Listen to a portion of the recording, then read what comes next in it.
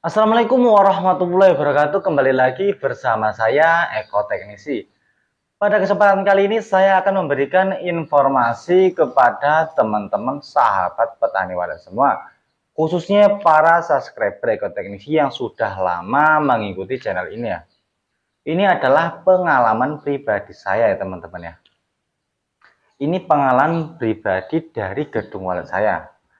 Nah, asal kalian tahu, sebelum saya membuat channel YouTube Eko Teknisi ini, saya ini mendapat inspirasi ya, karena dulunya gedung wallet saya tersebut pernah jong selama 8 tahun ya. Ini asal kalian tahu, gedung wallet saya dulu pernah jong selama 8 tahun. Jadi Anda bisa membayangkan gimana rasanya jika gedung wallet setelah dibangun bisa jong selama 8 tahun. Pastinya sangat menyakitkan, bukan? Nah, dari hal tersebutlah saya iseng-iseng ya. Pada awalnya saya sempat putus asa karena gedung sudah terlalu lama jong dan sudah memanggil seorang konsultan, bahkan praktisi paranormal juga pernah saya itu ya. Dulu sudah memanggil praktisi paranormal, bahkan paranormal tersebut sempat menginap di rumah saya yang berasal dari Jawa. Dan lokasi saya ini adalah di Sumatera Selatan. Ini sangat wah sekali ya. Mengundang praktisi ataupun dukun yang berasal dari Jawa untuk datang ke tempat saya hanya untuk melakukan pembersihan dan mengundang burung walet yang ada di gedung. Nah, setelah dilakukan pembersihan tersebut, efeknya pun tidak ada apa-apa. Tidak berpengaruh sama sekali. Dan tidak sampai di situ saja, bahkan setelah itu saya mengundang seorang, ya masih dibilang dukun, Pak Yai ya, yang masih daerah sekitar saya, dan tidak menghasilkan apapun. Bahkan sampai mengundang konsultan, bahkan tidak juga membuahkan hasil. Nah, ini kan sangat menyedihkan sekali ya di hati ya. Kemudian setelah itu saya putus asa ingin menjual gedung wallet saya tersebut. Pada zaman dulu membuat gedung wallet tersebut hanya 2 lantai, menghabiskan dana sekitar 90 jutaan ya saya. Terus setelah itu saya mempunyai itikat untuk memulai lagi. Ini setelah beberapa tahun kemudian saya memulai itikat untuk memulai lagi untuk membenahi gedung wallet saya.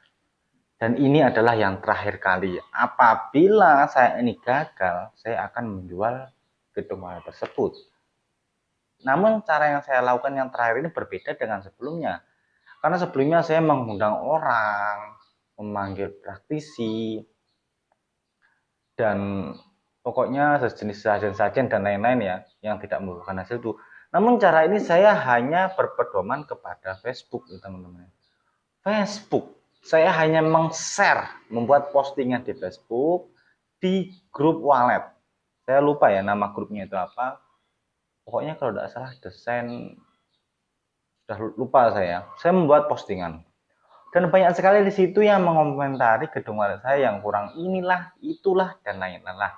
Bahkan ada yang menawarkan sebuah suara wallet, jasa konsultan, dan lain-lain banyak sekali. Namun ada satu orang yang memberikan saya informasi dan langsung memberikan nomor WhatsApp-nya. Katanya, Mas, hubungi saja nomor saya ini, saya kasih ilmunya gratis. Asal sampean mau menerima masukan saya, insya Allah gedung wallet Anda bisa mengisi. Bahkan isinya bisa rame. Hubungi saya saja, Mas. Ini tanpa bayar. Nggak usah bayar. Singkat cerita, saya langsung menghubungi beliau dan saya dikasih arahan. Bang, rekam semua sisi gedung luar dalam gedung wallet Anda. Saya disuruh merekam baik luar maupun dalam gedung wallet ya. Nah, setelah saya rekam, katanya itu void sampai kekecilan, yang dimana dulunya void saya itu ukurannya 1 meter kali 4 meter ya. Dan katanya LMB-nya juga kekecilan dan salah posisi. Waktu itu posisi LMB-nya adalah kecil dan mengarah. Nah, gedung walet kan seperti ini ya. Dia pas di L-nya itu. Nah, pas di monyetannya itu. Nah, sekarang saya disuruh merubah yang di sebelah sininya. Yang jadi langsung burung walet masuk tuh langsung ke void. Yang sebelumnya tidak. Dan saya masih ingat sekali beliau menyuruh ukurannya 70 dikali 80 ya. Nah, itu sangat besar sekali. Dan voidnya disuruh melebarkan menjadi 2,5 kali 4 meter. Itu gedung ukuran 4 kali 8 dua lantai ya. Jadi sangatlah terang sekali itu gedung walet saya pada saat itu. Dan saya ragu di situ. Nah, apakah burung walet saya ini, apakah gedung walet dengan cahaya yang over, yang terlalu terang, apakah burung walet mau masuk? Soalnya pada saat itu sekitar jam 8 itu matahari pagi itu mencorong. Di dalam gedung walet lantai paling bawah itu saya melihat papan sir itu tanpa senter terlihat terang sekali dan terlihat detail. Dan saya ragu di situ. Terus beliau ngomong lagi, kalau sampai ingin benar-benar gedung waletnya ngisi ya ikuti saja arahan saya, kalau nggak mau ya nggak apa-apa. Oh ya sudah, terus saya mantap ya. Saya memantapkan hati saya, pokoknya sekali ini kalau berhasil saya lanjutkan, apabila gagal gedung walet ini akan saya jual. Nah, itu keputusan fix dari saya. Kemudian setelah itu saya melakukan perbaikan-perbaikan selama 1 minggu ya. Dari papan sirip juga ada kesalahan, yaitu papan siripnya kotor, berdebu, dan berjamur. Itu disuruh bersihkan menggunakan kawat sikat. Saya bersihkan itu dengan istri saya, masih ingat sekali saya membersihkannya dengan istri saya menggunakan kawat sikat. Kemudian setelah itu dipasang styrofoam nasi, saya disuruh memasang styrofoam nasi dan styrofoam busa bekas-bekas dus-dus dari elektronik. Nah, saya pasang. Terus saya nanya sama beliau, Bang, ini sudah selesai, kapan ini di-on kan, mana suaranya yang respon? Nah, soalnya pada saat itu pemikiran saya adalah sebuah gedung walet itu ngisi atau tidaknya tergantung dari suara waletnya, tergantung suara walet tersebut respon atau tidak. Itu doktrin pikiran saya. Padahal sebenarnya suara walet itu pengaruhnya hanya sekitar 30% ya pada gedung walet. Itu perlu Anda ketahui. Padahal suara walet itu 30% saja pengaruhnya ya.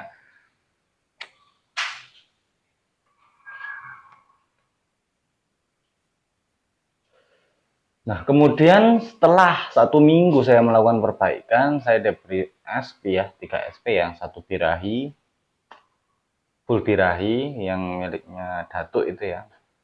Kemudian birahi campur anakan, kemudian yang ketiga suaranya keras.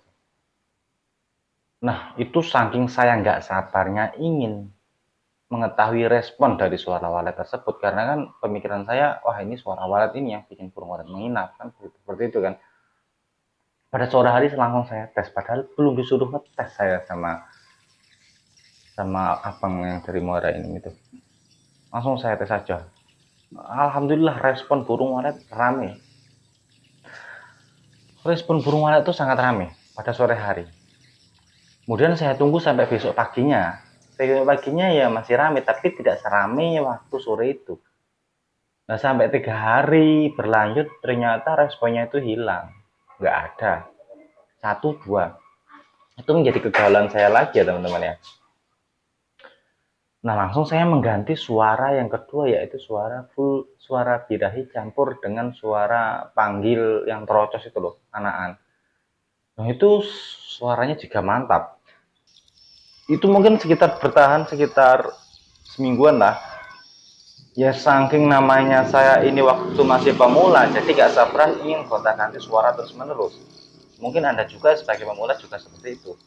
Padahal seperti itu tidak boleh ya, selalu gonta-ganti suara. selama 1 minggu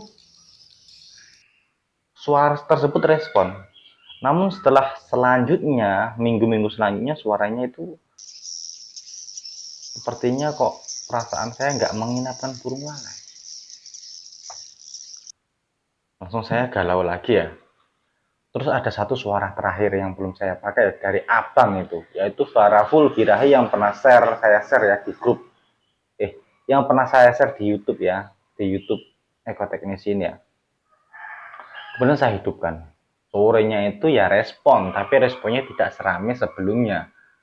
Cuman burung walet ya nggak serame pokoknya. Biasa saja lah responnya itu. 1-2. Suara full birahi ini. Tapi saya biarkan.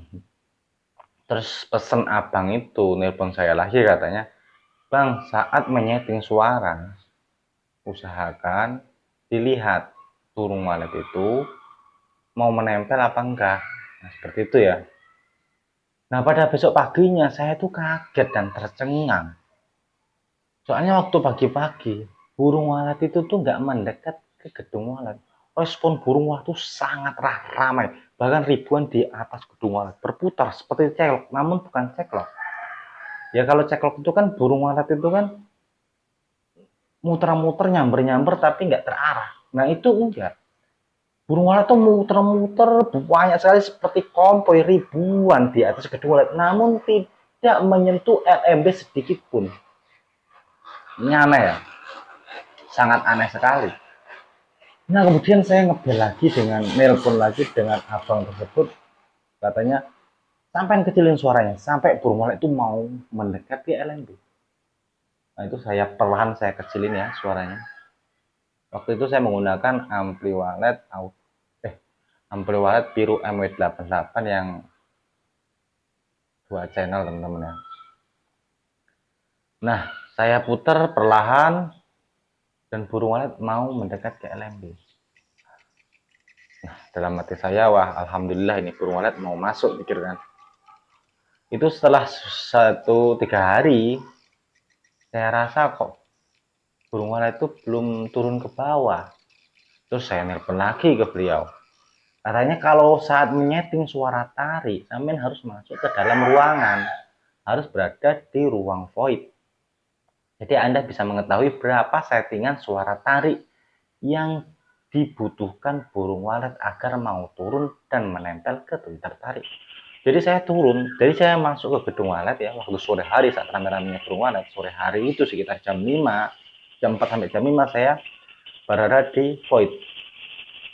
Dan melihat ke atas sambil pegang ampli memutar sampai burung walet benar-benar mau turun mendekati Twitter tarik. Nah sampai situ saya mendapat ilmu lagi, wah ternyata begini ya caranya. Itu ilmu banget bagi saya. Sudah turun ya, sudah pas. Terus saya nelpon lagi dengan beliau, Bang ini sudah mau turun gimana? Kalau sudah pas settingannya nggak usah dirubah-rubah lagi. Jangan sampai diubah-ubah lagi ya settingan suaranya. Terus saya nanya lagi,